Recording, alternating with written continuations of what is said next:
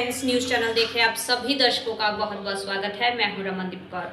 इस वक्त की बड़ी खबर आ रही है प्रयागराज से। क्या है पूरा मामला, देखने के लिए बने रहिए हमारे साथ। क्या आपको मालूम है विश्व रेबीज दिवस विश्व में पहली बार कब मनाया गया है? जी हां, विश्व रेबीज दिवस पहली बार 28 सितंबर 2007 को मनाया गया था। रेबीज के बारे में जागरूकता पैदा करने और लोगों को इस घातक बीमारी से बचाने के लिए हर साल 28 सितंबर को दुनिया भर में रेबीज दिवस मनाया जाता है। ये दिन फ्रांसिस रासायनिक और सूक्ष्म जीव विज्ञानी लुइस पास्चर की पुण्यतिथि का प्रतीक है, जिन्होंने 1985 में पहली रेबीज वैक्सीन विकसित की थी। आज ये वैक्सीन जानवरों को इंसानों के लिए अहम भूमिका निभा रही है। इसमें इस्तेमाल करने से इंसानों में रेबीज के खतरे कम हो जाते हैं। ऐसे में क्या कुछ करना है, पूरे मामले पर डॉक्टर राकेश पासवान का आइए सुनाते हैं। एक ऐसी वायरल बीमारी है जो कुत्ते के काटने से या बंदर या बिल्ली जैसे जानवर के काटने से, जिनको कैनाइन्स कहते हैं, फैलती है। ये एक प्रकार की वायरल डिजीज़ है जो लासा वायरस नाम का एक वायरस होता है, जिसके फैलने से जो है ये बीमारी होती है। चूँकि ये जानवर से व्यक्ति में फैलती है, इसीलिए इसको एक जूनोटिक डिजीज़ कहते हैं। जूनोटिक डिजीज़ वो बीमारियां होती हैं जो जानवरों से मनुष्य में फैलती हैं और मनुष्य से मनुष्य में नहीं फैलती हैं। यानी कि रेबीज़ जो है वो कुत्ते से या बंदर से या बिल्ली से मनुष्य को हो सकती है, लेकिन मनुष्य से मनुष्य को नहीं होती है। अगर बात करें रेबीज़ की, तो रेबीज़ का उपचार के लिए जो वैक्सीन होती है उसको रेबीज़ वैक्सीन बोलते हैं। और सबसे पहले 1885 में लुइस पास्चर ने रेबीज़ वैक्सीन का निर्माण किया था। इसी के उपलक्ष्य में और रेबीज़ से जागरूकता प्रदान करने के उद्देश्य से विश्व रेबीज़ दिवस जो है मनाया जाता है हर साल। और इस बार की theme one health zero death है। और जो रेबीज़ है उसमें जब भी कोई कुत्ता या बंदर या बिल्ली काटती है तो कुछ बातों का हमको ध्यान रखना चाहिए। जैसे कि प्राथमिक रूप में सबसे पहले बहते पानी से जो है और साबुन से घाव को अच्छे तरीके से धुलना चाहिए। रेबीज़ के जो घाव हैं उनमें टाका कभी भी नहीं लगाना चाहिए, ना ही ड्रेसिंग करनी चाहिए, बल्कि उनको खुला रखना चाहिए। और किसी भी प्रकार का पदार्थ लगाने से जो है बचना चाहिए। यदि घाव अधिक है तो साथ ही साथ टिटनेस का टीका और एंटीबायोटिक का सेवन भी करना चाहिए। इसके अलावा जो मुख्य उपचार है रेबीज़ का, वो रेबीज़ वैक्सीन है। और कभी कभी अगर हाई रिस्क पेशेंट होते हैं तो इम्यूनोग्लोबिन्स भी दिए जाते हैं, एंटी रेबीज़ इम्यूनोग्लोबिन्स भी दिए जाते हैं। जो रेबीज़ का वैक्सीन का जो टीका है आजकल यूज़ किया जाता है, उसको एक शेड्यूल होता है 0, 3, 7, 14। इस शेड्यूल के हिसाब से जो है रेबीज़ का टीका लगाया जाता है। और रेबीज़ का टीका लग जाने के बाद व्यक्ति को रेबीज़ के होने की संभावना नगण्य हो जाती है। असलियत में रेबीज़ एक ऐसी बीमारी है जिसका बचाव और प्राथमिक उपचार ही ज़्यादा कारगर होता है।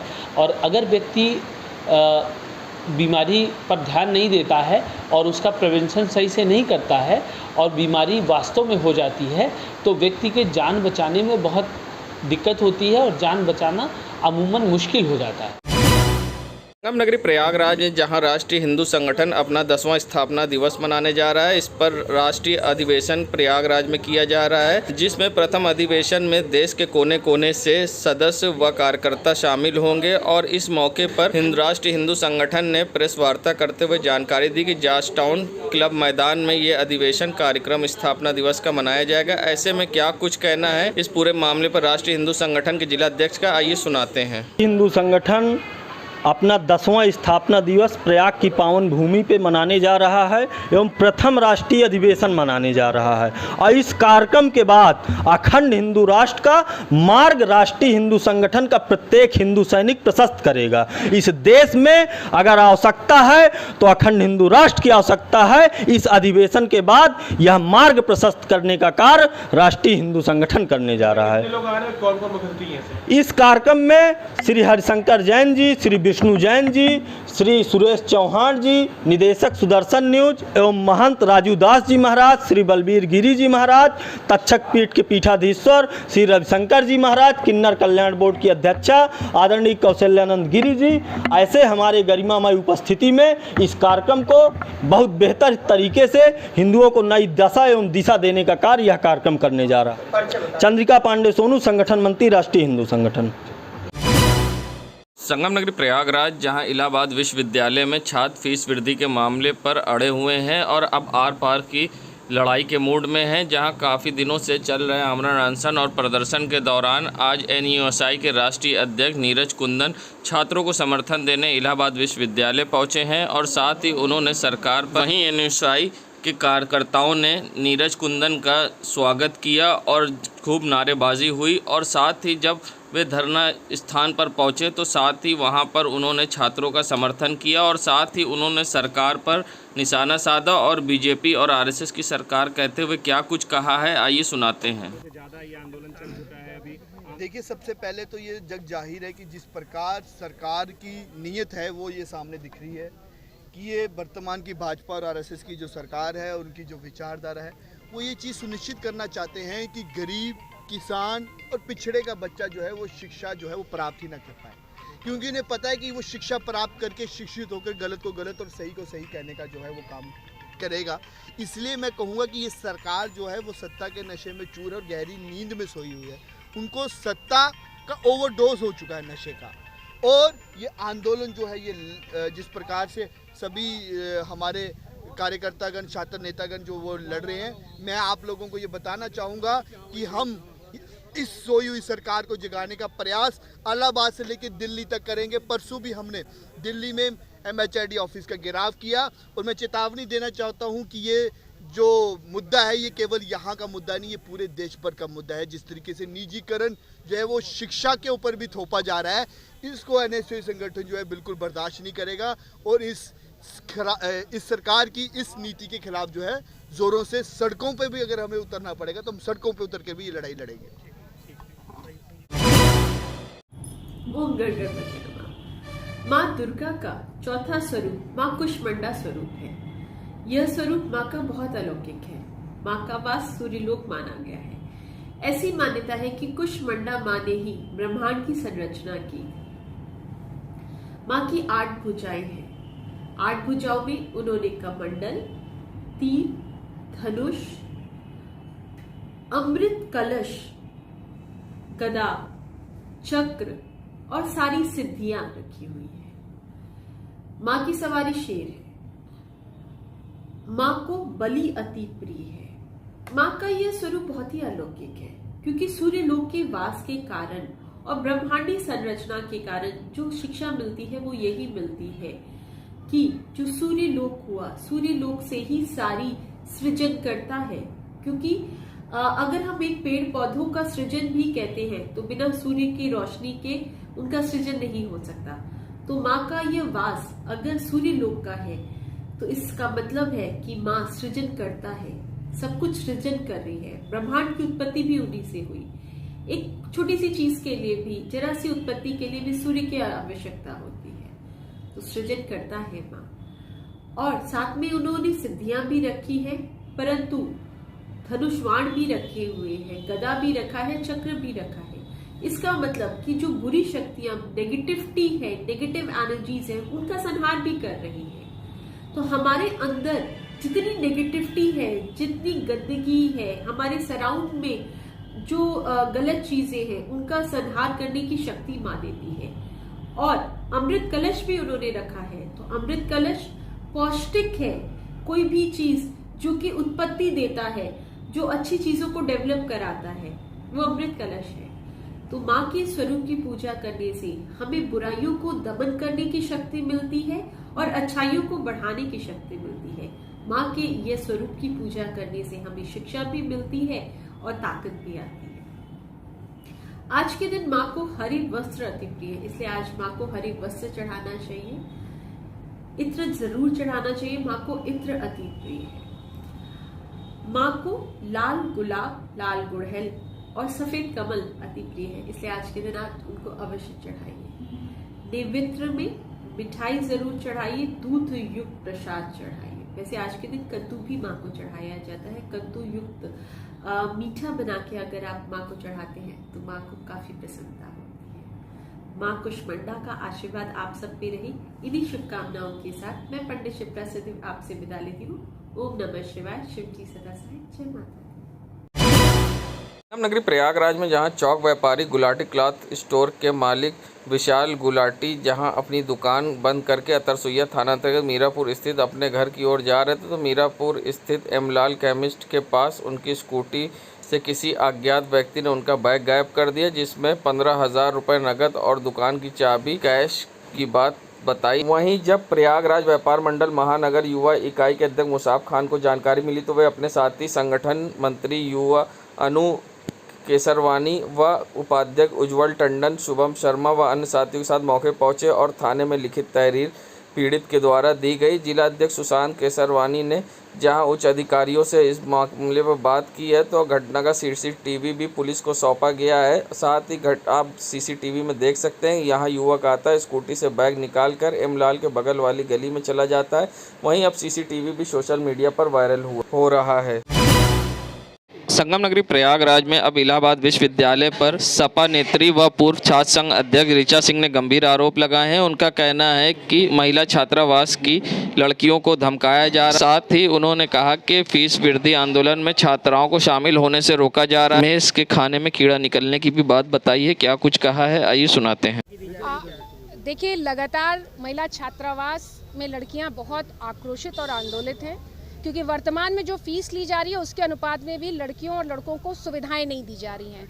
मेस में खाने में कीड़ा निकल रहा है, मेडिकल की सुविधा उपलब्ध नहीं है, फॉगिंग नहीं हो रही है, बच्चे बीमार हो रहे हैं और कक्षाएं नहीं चल रही हैं। और जब लड़कियां 400% फीस वृद्धि के खिलाफ अपने हॉस्टल से निकलने लगी तो आप विश्वास मानेंगे कि इलाहाबाद के केंद्रीय विश्वविद्यालय के महिला छात्रावास में लड़कियों को कमरे में बंद कर दिया जा रहा है। हिंदी विभाग की एक लड़कियां, कुछ मैडम का नाम बता रही थी, सुरभि जी, जो लगातार लड़कियों को धमका रही हैं, हॉस्टल से बाहर निकालने की धमकी दे रही हैं। तो ये अपने आप में बहुत शर्मनाक है। इलाहाबाद विश्वविद्यालय कोई भी संस्था संवाद का स्थान होती है, संवाद को प्रोत्साहित किया जाना चाहिए। ऐसे में लड़कियों को विरोध मार्च में ना आने देना, उनको घरों पे शिकायत भेजना, उनको धमकाया जाना, ये अपने आप में बेहद शर्मनाक भी है। और आप इससे इलाहाबाद विश्वविद्यालय के छात्रावासों की स्थिति का अंदाजा लगा सकते हैं। बोलने की आज़ादी भी छीनी जा रही है। बिल्कुल, आप बोलने की आज़ादी तो देख ही सकते हैं। अगर लड़कियां अपने हॉस्टल से मार्च में शामिल होना चाहती है, एक तरफ हमारे देश के लड़के लड़कियों को 18 साल में वोट देने का अधिकार है, सरकार चुनने का अधिकार है, लेकिन इलाहाबाद विश्वविद्यालय में लड़कियों को आकर विरोध प्रदर्शन में शामिल होने का अधिकार कौन छीन लेना चाहता है, ये एक बड़ा सवाल है। ये महिला कुलपति हैं या इलाहाबाद महिला छात्रावास की वो तमाम शिक्षिकाएं हैं जो अपना टीए तो विश्वविद्यालय से वसूलती हैं, अपने आने जाने का खर्चा भी छात्रों की फीस से लेती हैं, वहीं छात्रों की फीस पर उनको चुप होने की सलाह दी गई। संगम नगरी प्रयागराज में उस समय हड़कंप मच गया जहां अनशन के 23वें दिन एक छात्र की तबीयत बिगड़ गई। बता दें, बलिया का रहने वाले अजय पांडे उर्फ बागी की तबीयत आज बिगड़ गई है, जहां छात्र उनको गोद में उठाकर एम्बुलेंस तक ले गए और जहां से एम्बुलेंस से उपचार के लिए अस्पताल भेजा गया। बता दें, जहां फीस वृद्धि मामले में जहां 23 दिनों से आमरण अनशन पर छात्र बैठे हुए हैं, आज उसी कड़ी में एक छात्र की तबीयत अचानक बिगड़ जाने से यूनिवर्सिटी परिसर में हड़कंप मच गया और छात्र आनन फानन में एम्बुलेंस बुलाई और छात्र को एम्बुलेंस से उपचार के लिए भेजा गया। बता दें, जिस तरह से लगातार फीस वृद्धि के मामले को लेकर आमरण अनशन पर छात्र बैठे हैं, एक तरफ छात्र अपनी मांगों पर डटे हुए हैं तो दूसरी तरफ कॉलेज प्रशासन भी अपनी पर अड़ा हुआ है और ऐसे में कोई भी झुकना नहीं चाहता है। ऐसे में अब आगे क्या होगा ये तो देखने वाली बात होगी, मगर छात्र को अस्पताल इलाज के लिए भेजा गया। संगम नगरी प्रयागराज के जहां ललिता देवी मंदिर में आज सुबह से ही भक्तों की भीड़ लगी रही। लोग पूजा के लिए फूल और माला लेकर मंदिर में पहुंचे और नारियल चढ़ाया और साथ ही माता को श्रृंगार का आज के दिन लोगों ने यहाँ पर सामान भी चढ़ाया है, पूजा अर्चना की है।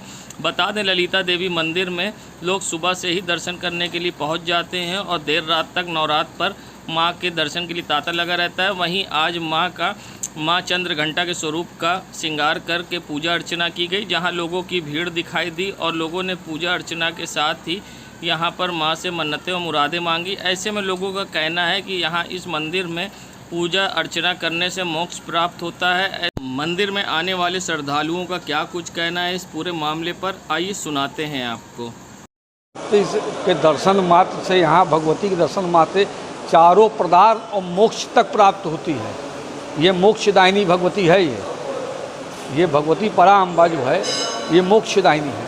कितने वर्षों से आ रहे हैं आप? हम यहाँ बचपन से आ रहे हैं और यहाँ पे महाकाली, महालक्ष्मी, महासरस्वती तीनों का मातृलिंग है। ये विशिष्ट स्थान है। देवी यहाँ पे जमुना के तट पे विराजमान है। निर्मल तिवारी। हम लोग प्रयागवासी इलाहाबाद से आए हैं यहाँ माँ ललिता देवी के दर्शन करने, और ये शक्तिपीठ माना जाता है। और यहाँ पर दर्शन करने से नवरात्र के दिनों में माँ की कृपा होती है और सभी मन्नतें पूरी होती हैं, ऐसा हमारा विश्वास है। हम हर साल यहाँ पर आते हैं और बहुत ही मन से ईश्वर की भक्ति करते हैं और देवी माँ को, और कोशिश करते हैं कि हमारी जो भूल हुई हो हमसे लाइफ में, उसको हमें क्षमा मिलेगी और हमारे सारे कष्ट दूर होंगे। इसलिए सदा सदा देवी माँ की कृपा हमारे ऊपर बनी रहे, ऐसा मेरा विश्वास है। मैं प्रमिला गुप्ता। संगम नगरी प्रयागराज के हॉट स्टॉप के करीब, जहां एडवर्टाइजिंग होर्डिंग कंपनी के द्वारा एक होर्डिंग लगवाई गई है, जिसमें एक कंपनी के द्वारा अर्धनग्न लड़कियों की फ़ोटो लगी हुई है, जिसमें अंडरगारमेंट्स का प्रचार किया जा रहा है, जिस पर अब कांग्रेस ने निशाना साधा है और साथ ही इसका विरोध किया है, साथ ही भारतीय सभ्यता के खिलाफ बताया है। इस वीडियो को सोशल मीडिया पर वायरल कर कांग्रेस नेता इरशादुल्लाह ने विरोध किया है, साथ ही नगर निगम व महापौर पर निशाना साधा है। साथ ही उनका कहना है कि अगर ये होर्डिंग नहीं 24 घंटे में उतरती है तो वो नगर निगम में बवाल करेंगे और मेयर की गाड़ी रोकेंगे। और क्या कुछ कहा है उन्होंने, आइए सुनाते हैं आपको। ये देखने पूरे शहर के अंदर एक होर्डिंग लगाई गई है, जिसमें जो है महिला की अर्धनग्न तस्वीर उसके अंदर लगी हुई है। पूरे शहर में अश्लीलता परोसी जा रही है। नगर निगम और उसकी एक लाइसेंस कंपनी है जो ने तमाम शहरों के अंदर एक ऐसी होर्डिंग लगा कर कि जिससे महिलाएं पुरुष दोनों को आने जाने में जब नज़र पड़ती है तो उनको शर्मिंदगी महसूस होती है। और यहाँ पे बड़े अफसोस की बात है कि एक महिला मेयर होने के बावजूद भी नगर निगम के अंदर ऐसी होर्डिंग लगी हुई है, और किस कंपनी द्वारा लगाई गई है और किसका इसके अंदर टेंडर है, क्या है, इसकी पूरी जांच होनी चाहिए। और हम ये मांग करते हैं कि 24 घंटे के अंदर ये नगर निगम नोट कर ले कि 24 घंटे के अंदर अगर शहर की होर्डिंग नहीं उतारी गई तो नगर निगम के अंदर वो हंगामा करेंगे जिसके आज तक नगर निगम में तसव्वुर भी नहीं किया होगा। मैं नगर निगम की मेयर की भी गाड़ी रोकूंगा कि जब तक ये होर्डिंग शहर से उतारी नहीं जाती, क्योंकि ये महिलाओं का अपमान है, ये शहर के बुद्धिजीवियों का अपमान है और यहाँ की संस्कृति का बहुत बड़ा ठेस पहुँचा है। हम ये वार्निंग देना चाहते हैं कि उतार लेने तो बहुत बुरा शहर के अंदर हो जाएगा। इरशादुल्लाह। संगम नगरी प्रयागराज, जहाँ थैंक गॉड मूवी का बीते दिनों काय समाज ने पुरजोर विरोध किया था, जिसके बाद अब राष्ट्रीय हिंदू संगठन भी इसके विरोध में आ गया है, जिसमें अजय देवगन भगवान चित्रगुप्त की सूट पहनकर भूमिका निभा रहे हैं, जिसके बाद इस पिक्चर का विरोध लगातार जारी है। ऐसे में राष्ट्रीय हिंदू संगठन ने इसका पुरजोर विरोध करने की बात कही और क्या कुछ कहा इस पर, आइए सुनाते हैं। हिंदू संगठन किस तरह से लगातार ऐसी जितनी भी इस प्रकार की मूवीज़, इस प्रकार की वेब सीरीज़ लॉन्च होती हैं, राष्ट्रीय हिंदू संगठन ने हमेशा उनका विरोध किया है और इस मूवी का भी उसी पुरजोर तरीके से विरोध किया जाएगा और पूरे देश में विरोध किया जाएगा, क्योंकि आज की डेट में संगठन के 50 लाख सक्रिय कार्यकर्ता पूरे देश में हैं। क्या मांग करेंगे इस मूवी को बैन करने की मांग की जाएगी। सारांश निगम, राष्ट्रीय हिंदू संगठन, राष्ट्रीय उपाध्यक्ष। संगम नगरी प्रयागराज, जहां कोरोना का प्रकोप कम होने के साथ जय गणेश जय गणेश जय गणेश देवा प्रथम निमंत्रण गणेश जी आपको के साथ, जहां पतरचट्टी रामलीला में बड़े स्तर पर रामलीला का मंच का शुभारंभ हुआ। इस तरह से 2 साल बाद एक बार फिर से दर्शक त्रेता युग की कहानी से रूबरू हुए हैं लोग। मंच के दौरान कमेटियों ने आज़ादी के अमृत महोत्सव की भी झलक दिखाई है। कमेटियां दर्शकों के मनोरंजन के लिए इस बार मंच में उच्च स्तरीय तकनीक का इस्तेमाल कर रही है। बता दें, प्रयागराज में छोटे बड़े स्तर पर कई रामलीला मंच हो रहा है। बड़े स्तर पर मंच करने वाली रामलीला कमेटियों ने विशाल पंडाल बनाए हैं। प्रवेश द्वार और मंच का प्राचीन संस्कृति की झलक दिखाने की कोशिश की गई है। तो वहीं पतरचट्टी रामलीला में आधुनिक उपकरणों के माध्यम से एक नए अंदाज में रामलीला मंच का आयोजन किया जा रहा है, जिसमें लोगों को काफ़ी पसंद आ रही है इस बार की रामलीला। संगम नगरी प्रयागराज, जहां अब एक होर्डिंग विवाद का और चर्चा का विषय बन गई है। बता दें, प्रयागराज में एडवर्टाइजमेंट कंपनी के द्वारा एक होर्डिंग लगाई गई है, जिसमें अर्धनग्न लड़कियों की फ़ोटो लगी है जो कि अंडरगारमेंट्स का प्रचार कर रही हैं। ऐसे में अब इस होर्डिंग को लेकर बवाल छिड़ा। जहां पहले कांग्रेस नेता ने इस पर सवाल खड़े किए, तो अब राष्ट्रीय हिंदू संगठन ने सवाल खड़े करते हुए इस पर कार्रवाई की मांग की है। साथ ही राष्ट्रीय हिंदू संगठन ने कहा है, अगर ये होर्डिंग नहीं हटती है तो हम इसको खुद फाड़ने का काम करेंगे। अगर मेयर के संज्ञान में है तो हम उनका भी घेराव करेंगे। ऐसे में क्या कुछ कहना है राष्ट्रीय हिंदू संगठन का इस पूरे मामले पर, होर्डिंग को लेकर क्या कुछ कहा है, आइए सुनाते हैं आपको। निश्चित तौर पे यह हमारी संस्कृति के साथ इस कंपनी के द्वारा कुठाराघात किया जा रहा है। लोगों के द्वारा हमें यह सूचना मिली है, लेकिन कार्यक्रम की व्यस्तता की वजह से हम लोग इस पे ध्यान नहीं दे पाए हैं। लेकिन मैं मीडिया के माध्यम से इस कंपनी के निदेशक को आगाह करना चाहता हूं कि अगर 2 दिनों के अंदर इन होल्डिंग्स को नहीं हटाया गया तो हम लोग इन होल्डिंग्स को फाड़ कर उनके घर पहुंचाने का कार्य करेंगे एवं कंपनी के ऊपर विधिक कार्रवाई करने के लिए प्रशासन को बाध्य करेंगे। ये बताइए, जो होर्डिंग लगी है वो नगर निगम की साइट्स पे लगी है और महापौर खुद महिला हैं, और इस तरह की होर्डिंग को परमिशन दी गई लगाने के लिए, क्या कहें? अगर नगर निगम की महापौर की जानकारी में ऐसी होल्डिंग्स को लगवाया गया है तो निश्चित तौर पे राष्ट्रीय हिंदू संगठन के हिंदू सैनिक नगर निगम की महापौर का भी विरोध करेंगे। और उन लगवाने वाली कंपनीज का तो इस टाइप का विरोध होगा कि उस कंपनी को अपनी 7 पुश्तें याद आ जाएंगी। चूंकि भारतीय संस्कृति के साथ खिलवाड़ राष्ट्रीय हिंदू संगठन कतई बर्दाश्त नहीं करेगा। यह राष्ट्रीय हिंदू संगठन का इतिहास भी रहा है कि न तो हिंदू सैनिक जेल जाने से डरते हैं, न तो मुकदमों से डरते हैं। चंद्रिका पांडे सोनू, संगठन मंत्री, राष्ट्रीय हिंदू संगठन। देश दुनिया की खबरों के लिए world media times news channel को सब्सक्राइब करें।